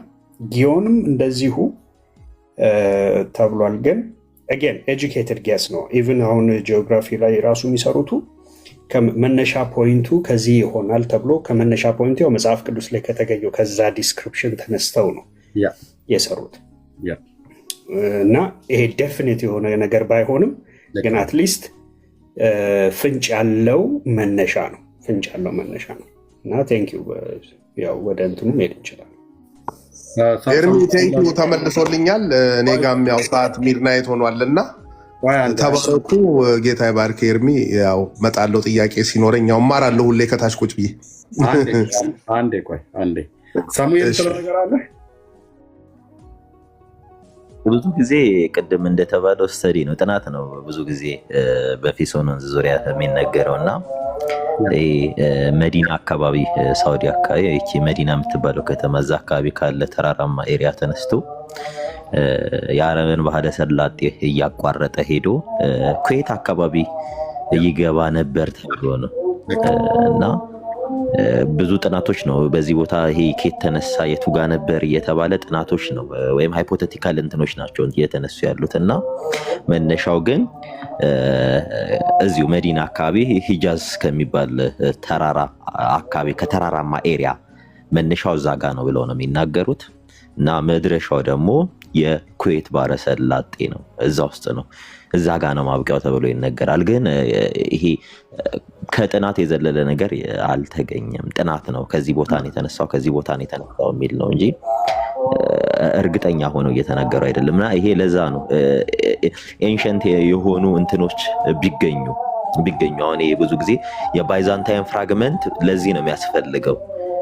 ግሪክ እንትን ስትል ይሄ የእስልምና መስፋፋት በጣም ትልቅ ማኒስክሪፕቶች እንዲጠፉ ተደርጓል እና በዛም ምክንያት ይመስለኛል የሪሶርስ እጥረት እየተገኘ ያለው እንደ አዲስ አርኪኦሎጂካል ቁፋሮ እየተካሄደ ይህ አርኪኦሎጂካል ቁፋሮ የሚሰጣቸውን ኤቪደንስ እየያዙ ነው መላምታቸውን የሚያስቀምጡት እና ኤርሚዬ ይሄ ነው ሀሳቡ። ያ ልክ ነው። እኔም እንደዚሁ ነው። አሁን ወንድሜ ሰሙ እንዳለው ነው። ይሄንን በቅርብ ነው ራሱ ብሉይ ኪዳን መልሼ እያጠናው ነበር፣ በተለይ ከጂኦግራፊ ጋር ማለት ነው። ኢቭን አዲስ ኪዳንም እያጠናው የአዲስ ኪዳን ማብራሪያ ግዛ ብሎ ሰው ልኮልኝ ባይዘው የገድላትና ድርሳናትን ብቻ አይደለም ማስመጣው ብዙ መጽሐፍቶችን አስመጣለሁ ጌታ ቢረዳ ለማንበብ ማለት ነው። ጌታ እናገለግላለን ብለን ካል የእግዚአብሔርን ሕዝብ እናገለግላለን ብለን ካል ሎኬሽንም ከጠራን ቢያንስ አሁን እንዳለው በጥናት ደረጃ የዘርፉ ልሂቃን የሰሩትን በደንብ የደከሙበትን በአግባቡ መናገር በጣም ተገቢ ነው። በአግባቡ ማለት ነው እና ይሄው ነው ክፍሉ ማለት ነው። ምናልባት የምትፈልጉ ከሆነ እዚህ ጋር አንድ ያገኘሁትን እዚህ ኦኬ፣ አንዴ ይቅርታ። ከዛ ወደ ዋናው ጉዳያችን ላይ እንገባለን። ይህም በእርግጥ ወሳኝ የሆነ አርዕስት ነው የተነሳው። ኦኬ፣ እንደዚህ ላሳይ እስቲ ምናልባት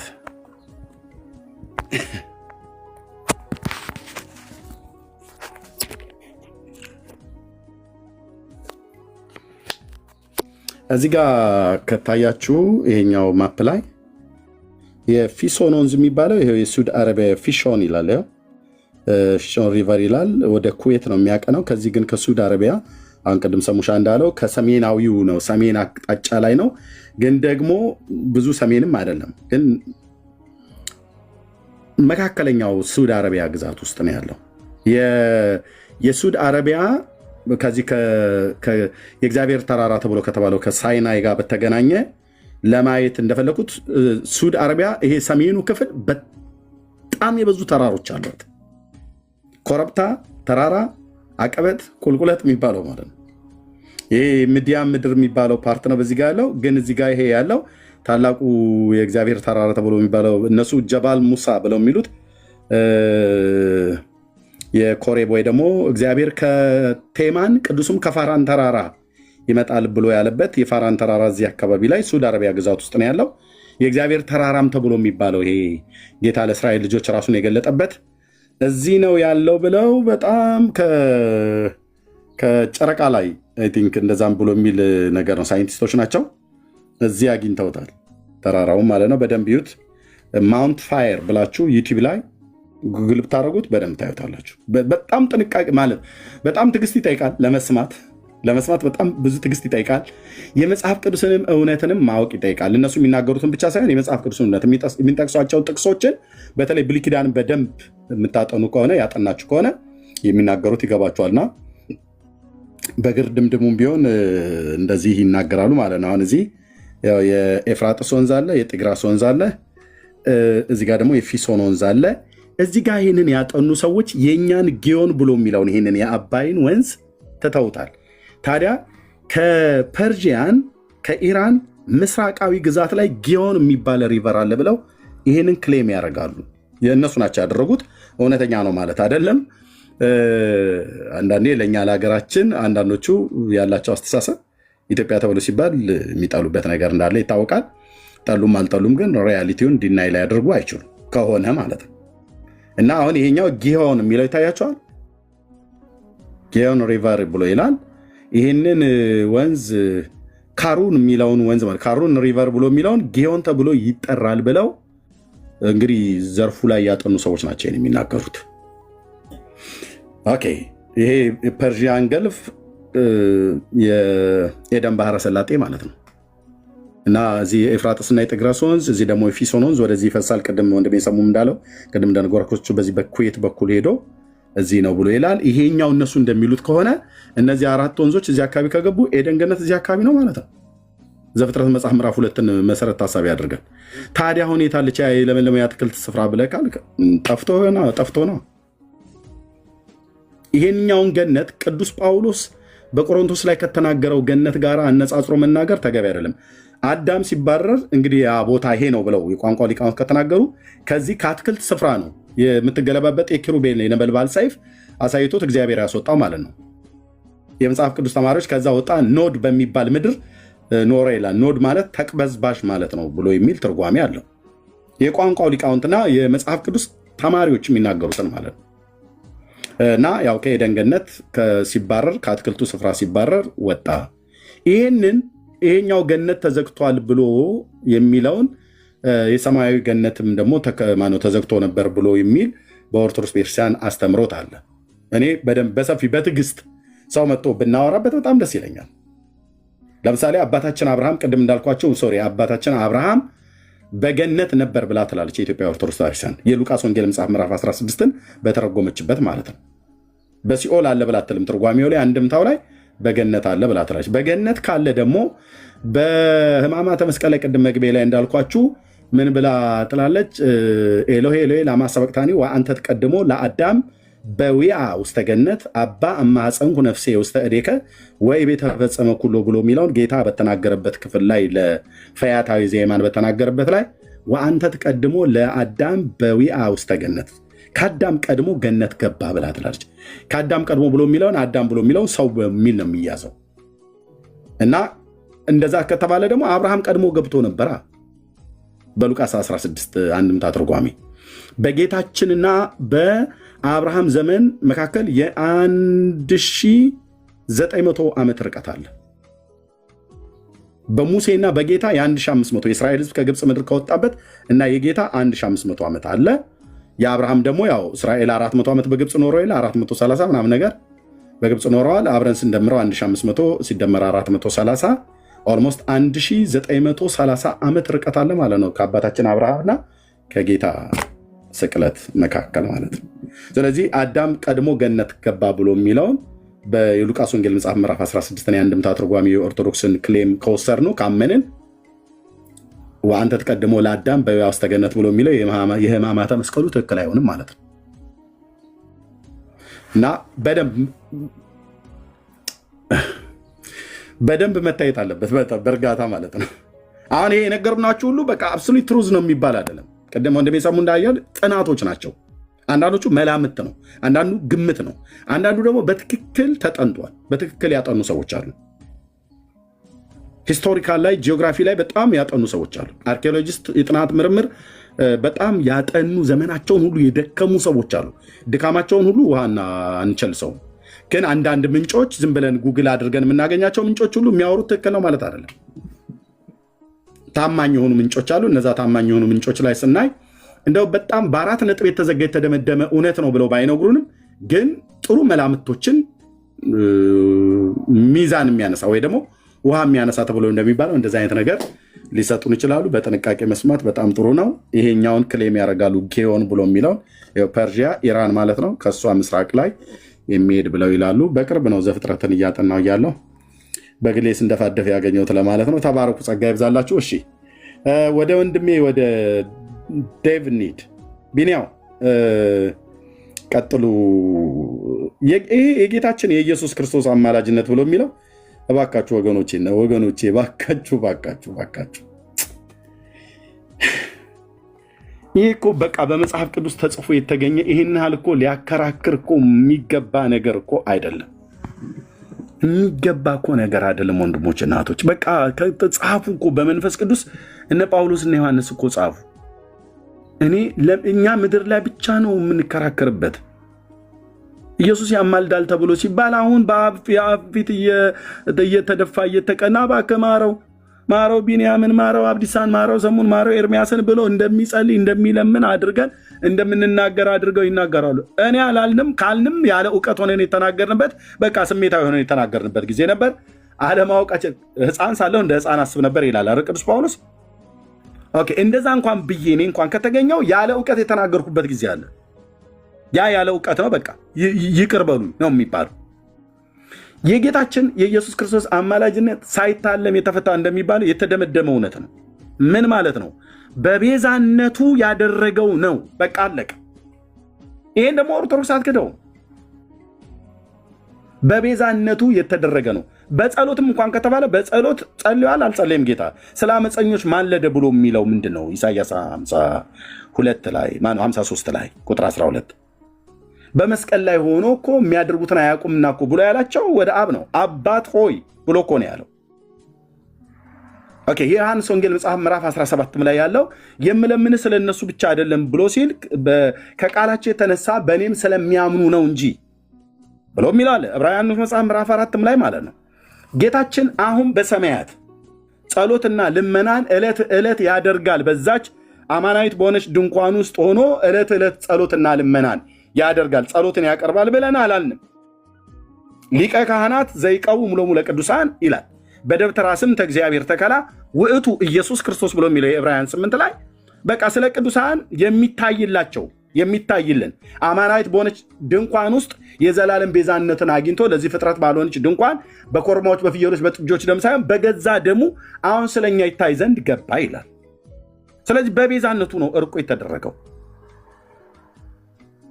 እኛ ምድር ላይ ግን ልምንሽር ሊያማዝዘን እኮ ነው።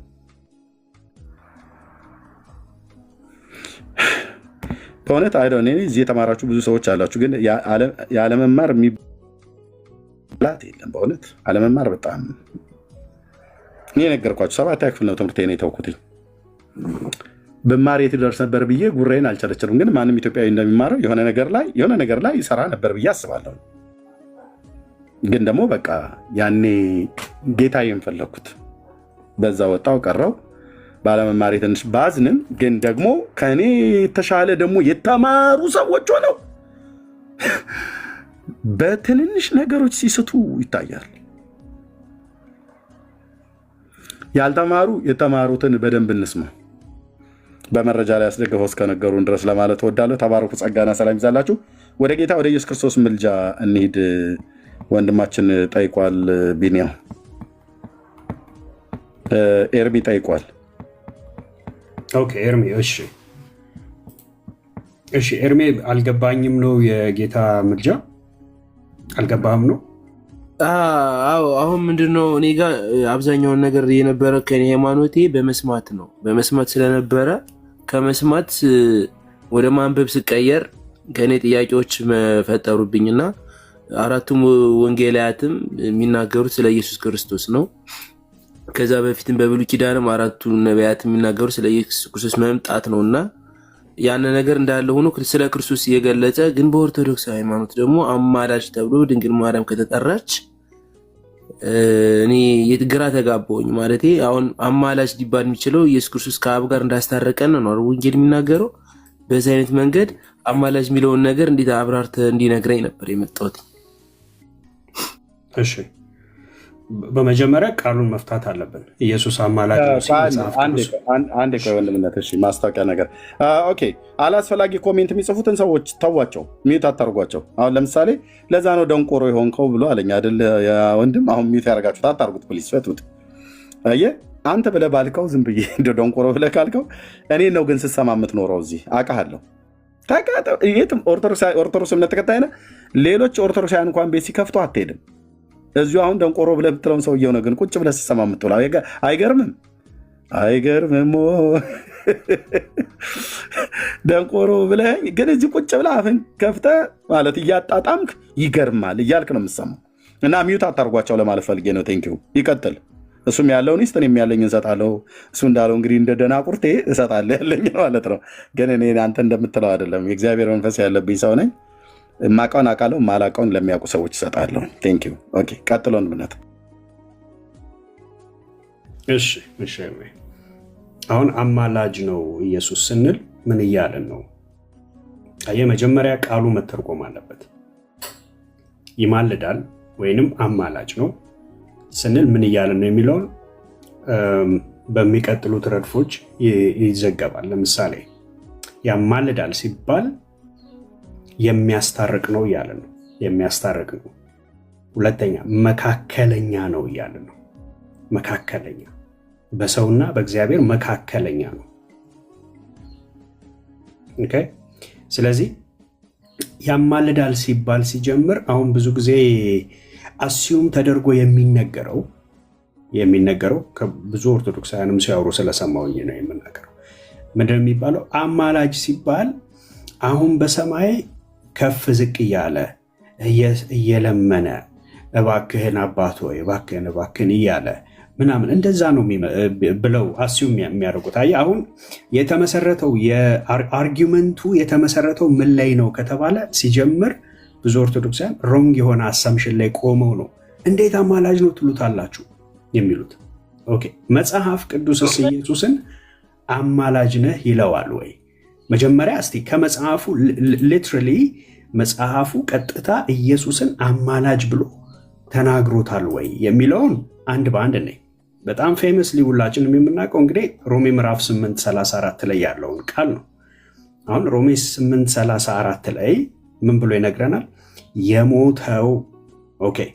የሞተው ይልቁንም ከሙታን የተነሳው በእግዚአብሔር ቀኝ ያለው ደግሞም ስለ እኛ የሚማልደው ክርስቶስ ኢየሱስ ነው። ኦኬ፣ ምን እያልኩ ነው? መጽሐፉ ምን እያለ ነው? አሁን እዚህ ጋር ኢቨን ኢቨንቶችን በቃላቶቹ ደርድሮ ነው ያስቀመጠው። ኦኬ፣ የሞተው አለ። ኦኬ፣ ይልቁንም ከሙታን የተነሳው፣ ከዛስ በእግዚአብሔር ቀኝ ያለው። ኦኬ፣ በእግዚአብሔር ቀኝ ያለው ሲለምን እያለ ነው? ኦልሬዲ የገባው ሰማይ እያለ ነው።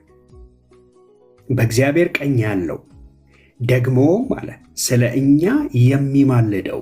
አየህ፣ የሚማልደው ሲል አሁን የማለደው ቢለን ኃላፊ ጊዜን ነው። የሚማልደው ብሎ ግን ቀጣይ ጊዜን ያስቀምጧል። የሚማልደው ክርስቶስ ኢየሱስ ነው። እዚህ ጋር ዘጋለን። ኦኬ፣ ታዲያ ምን እያልን ነው ሲባል ኮንቲኒየስሊ አሁንም ቢሆን በእርሱ በክርስቶስ ኢየሱስ ምንን አግኝተናል? እርቅን አግኝተናል። አሁንም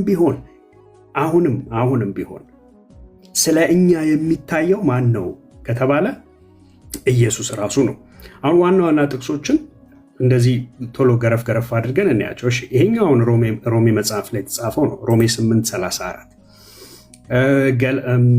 ዕብራውያን ደግሞ 7:24 ላይ ጀምሮ ያለውን ቃል እንየው። ዕብራውያን 7:24 እሺ፣ ከ22 ጀምሮ ላንበበው። እንዲሁ ኢየሱስ ለሚሻል ኪዳን ዋስ ሆኗል። ለምን? ለሚሻል ኪዳን። ከዛስ እነርሱም እንዳይኖሩ ሞት ስለከለከላቸው ካህናት የሆኑት ብዙዎች ናቸው። እርሱ ግን አለ ለዘላለም የሚኖር ስለሆነ የማይለወጥ ክህነት አለው። አሁን የማይለወጥ ክህነቱን ከምን ጋር ነው ያገናኘው? ለዘላለም የሚኖር ብሎ ነው የነገረን። ኦኬ፣ ሰው ለዘላለም የሚኖር ስለሆነ ነው ያለን። ምንድን ነው ታዲያ? ለዘላለም የሚኖር ከሆነ ክህነቱ አሁን አይለወጥም ማለት ለዘላለም የማይለወጥ ክህነት አለው። አሁን ስለ ክህነቱ ሲነግረን አስቀድሞ ከመልከ ጸዴቅ ጋር እንደ መልከ ጸዴቅ ብሎናል። የዘላለም ክህነት አለው። ኦኬ፣ ከዛ ቀጠለና ከሕያውነቱ ጋር የሚገናኝ መሆኑን በጣም በማስተዋል መረዳት አለብን። ከዛስ ስለ እነርሱ ቁጥር 25 ስለ እነርሱ ሊያማልድ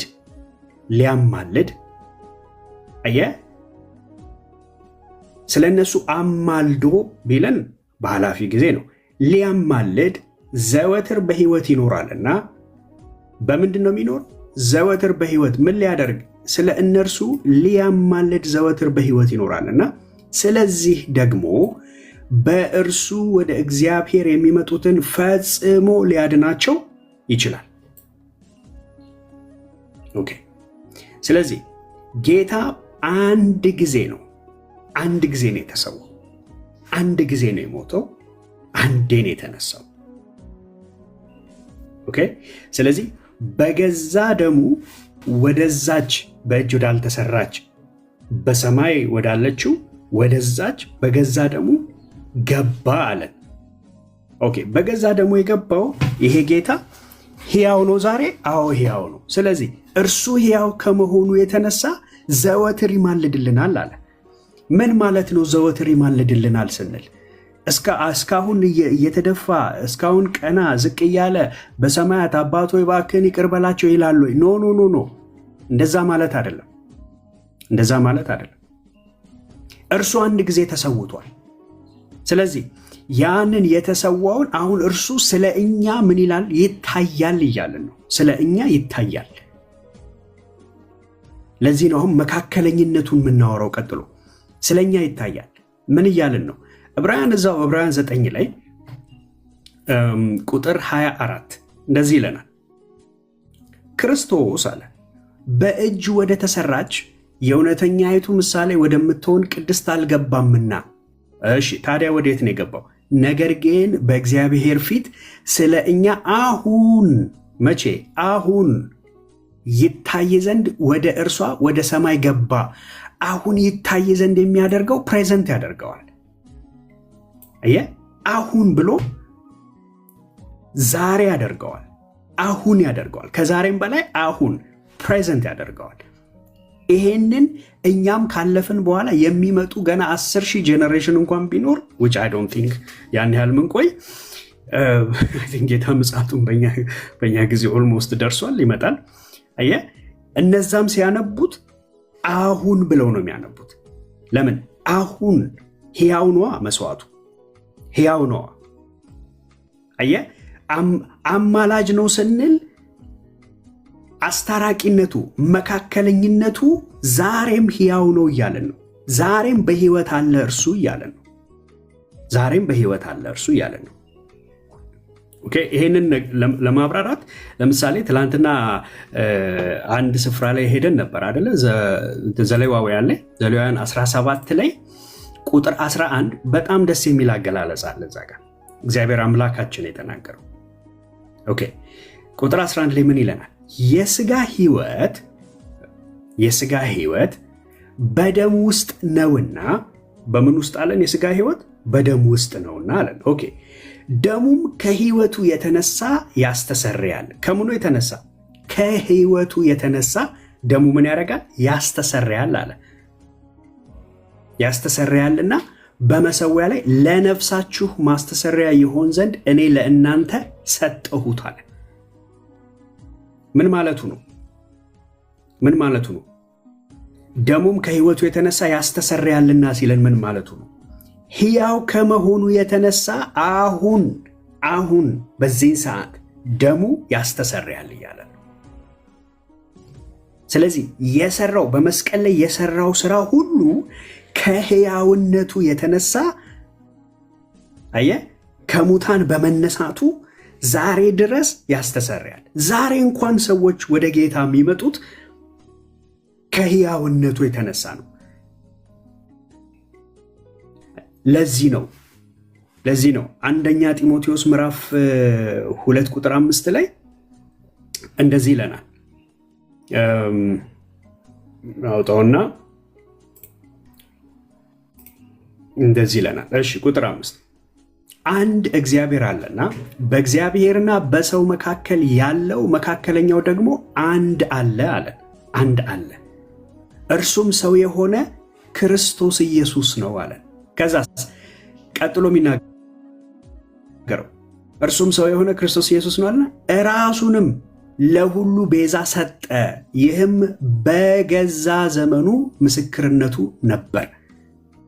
እኔም ለዚህ ነገር አዋጅ ነጋሪና ሐዋርያ በእምነትና በእውነት የአሕዛብ አስተማሪ ለመሆን ተሾሙ፣ እውነት እናገራለሁ አልዋሽም አለ። አየህ፣ ራሱን ለሁሉ ቤዛ ሰጠ። ያ የተሰጠው ለሁሉ ቤዛ የሆነው ከምኑ የተነሳ ነው? ከሕያውነቱ የተነሳ ነው። ለዚህ ነው የዕብራውያን ጸሐፊ ምዕራፍ 7 ላይ እኮ በጣም ክሊርሊ የሚነግረን ዘወትር ይኖራልና አለን። ለምንድን ነው ዘወትር የሚኖረው? ሊያማልድ እና ሊያማልድ ዘወትር ይኖራል ሲለን መጽሐፍ ቅዱስ ታዲያ አሁንስ ደፋ ቀና እያለ በእግዚአብሔር ፊት እባክህን አባቶ እባክህን ይቅር በላቸው እያለ ነው ወይ? አይደለም። ክህነቱ የማይሻር የዘላለም ክህነት አለው። ስለዚህ ይሄ ካህን ዛሬም በሰማይ ያለው ካህናችን ራሱን የሰዋ ነው። ራሱን አሳልፎ የሰጠ ነው። ነፍሱን ስለ ወዳጆቹ ነፍሱን ቤዛ አድርጎ የሰጠ ነው። ይሄ ነፍሱን ቤዛ አድርጎ የሰጠው ስራው በመቃብር ውስጥ ተቀብሮ አልቀረም። ዛሬ ሕያው ነው። ዛሬ ያማልዳል። ዛሬ ያስታርቃል። ዛሬ መካከለኛ ነው። ከምኑ የተነሳ? ከሕያውነቱ የተነሳ ሞት ስላልያዘው። ዕብራውያን መጽሐፍን በደንብ ብታጠኑት ስለ አማላጅነቱ ሰው ግር ይለዋል ብዬ አላምንም። እሺ እንቀጥል። ከዛስ እዛው ዕብራውያን ምዕራፍ 4 ላይ ደግሞ አሁን ቁጥር 14 ላይ ይህንን በጣም ባይዘዌ ለህይወት እኔ የእግዚአብሔር ቃል በጣም ነው ልቤን ደስ የሚያሰኘ። ይሄ በተለይ ይሄ አሁን የማነብላችሁ ክፍል በጣም ነው ልቤን ሐሴት የሚያደርገው። ለምንድን ነው ሲባል ኮንፊደንሳችንን ነው። በእርሱ ላይ ያለን ኮንፊደንስ ምን አይነት ነው? ገብቷል? እኛ አሁን እርሱ ላይ ኮንፊደንስ አለን። ማን ላይ? ሰማያትን አልፎ የገባው ላይ። ለምን ሲባል አሁን ዕብራውያን ምዕራፍ 4 ቁጥር 14 ላይ ምን ይለናል? እንግዲህ በሰማያት ያለፈ ትልቅ ሊቀ ካህናት የእግዚአብሔር ልጅ ኢየሱስ ስላለን ጸንተን ሃይማኖታችንን እንጠብቃለን፣ ወይንም እምነታችንን እንጠብቅ። ማን ነው ሰማያትን ያለፈው? ማን ነው ካልከ ሰማያትን ያለፈው የእግዚአብሔር ልጅ ነው። እሱ ትልቁ ሊቀ ካህን ነው አለ። ሰማያትን አልፏል እንዴ? ከመውረዱ በፊት አስቀድሞ እኮ እሱ ዘላለማዊ ነው፣ አሁንም ዘላለማዊ ነው። ታዲያ ክህነቱ ከማን ጋር ነው የሚገናኘው ከተባለ ክህነቱ ከእኔና ከአንተ ጋር ነው የሚገናኘው። ካህን የሆነው አሁንም በዛች በእጅ ባልተሰራችው በዛች ሰማያዊ በሆነችው መቅደስ ውስጥ ያለው ከማን ክህነት ጋር ነው? ለማን ነው እዛው ውስጥ የሚያገለግለው ከተባለ እኔና አንተን ወክሎ ነው። መካከለኛችን እርሱ ነው። አየህ፣ ከዚህ እሱ ሰማይን አልፎ የገባ ታላቅ ሊቀ ካህን ስለሆነ ከዛ ቀጥሎ ሚለንን ይኸውልህ አስተውል። ዝም ብሎ እኮ እንትን አይደለም። ይኸውልህ አሁን ከኃጢአት በቀር በነገር ሁሉ እንደኛ የተፈተነ ነው እንጂ በድካማችን ሊራራልን የማይችል ሊቀ ካህን የለንም ማለት ነው። ኦኬ፣ ከኛ ጋር ነው ለካ የሚያያዘው።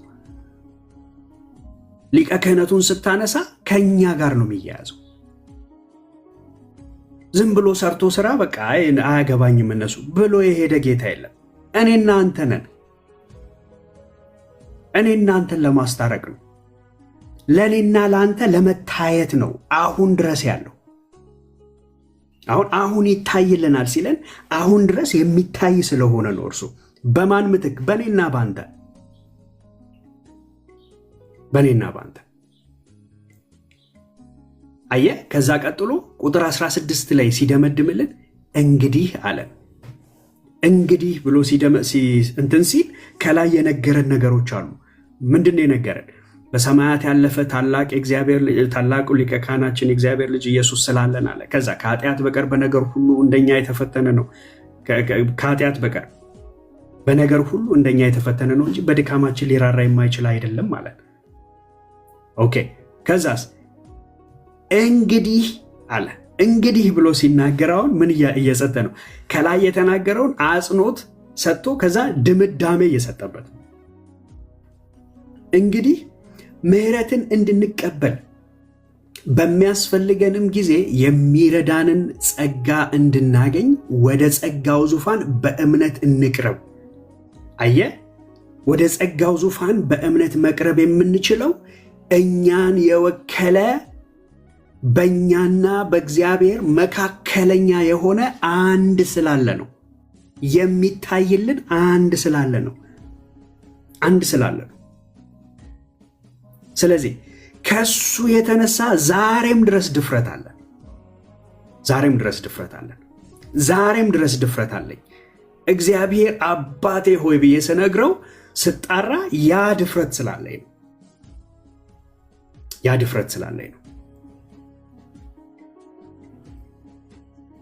በእርሱ በኩል ነው የመዳንን ስራ የፈጸመው። ስለዚህ በእርሱ በኩል ነው ሰዎች እንዲመጡ የተፈለገው፣ ሰዎች እንዲድኑም የተፈለገው በእርሱ በኩል ብቻ ነው። ታውቃለህ?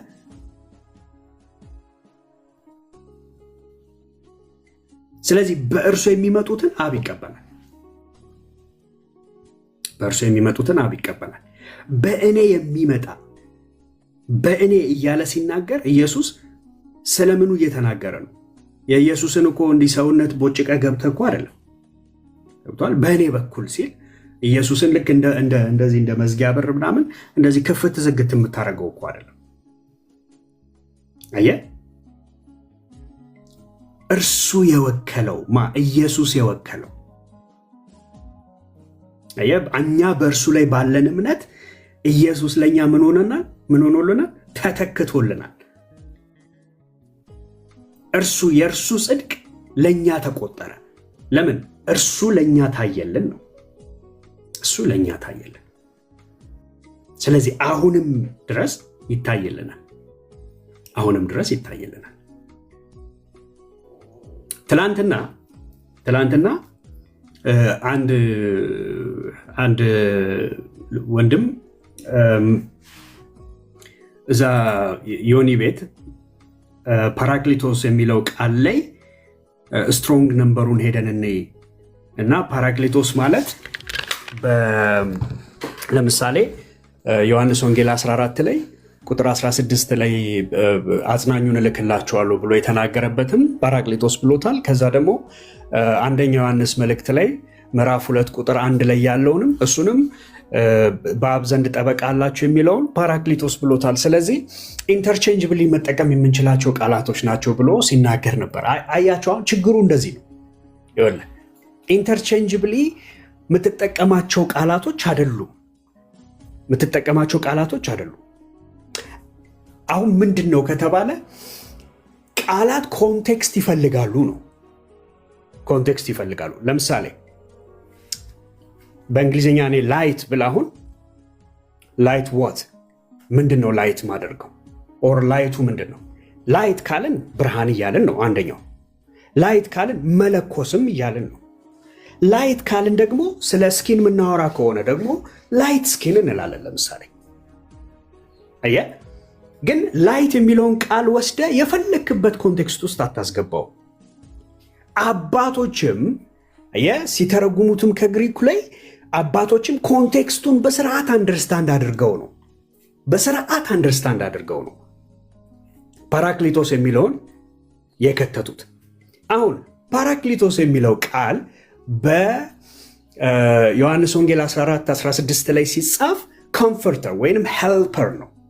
አየህ የትኛውንም ትራንስሌሽን ኢቭን አይደለም ሌሎች እንግሊዝኛ ምናምን አዘር ትራንስሌሽኖች ይቅርና የእኛ እንኳን የአማርኛው መጽሐፍ ቅዱስ ትራንስሌሽን ላይ ፓራክሊቶስ ወይንም ኮምፎርተር የሚለውን አጽናኝ እልክላችኋለሁ ነው እንጂ ጠበቃ እልክላችኋለሁ ብሎ እዛ ጋር አልፈታም። ጥንቃቄ ያስፈልጋል። ገብቷል? ኮንቴክስት ቤዝድ ነው ቃላቶች፣ ኮንቴክስት ቤዝድ ነው። ኦኬ፣ ኮንቴክስት ቤዝድ ነው።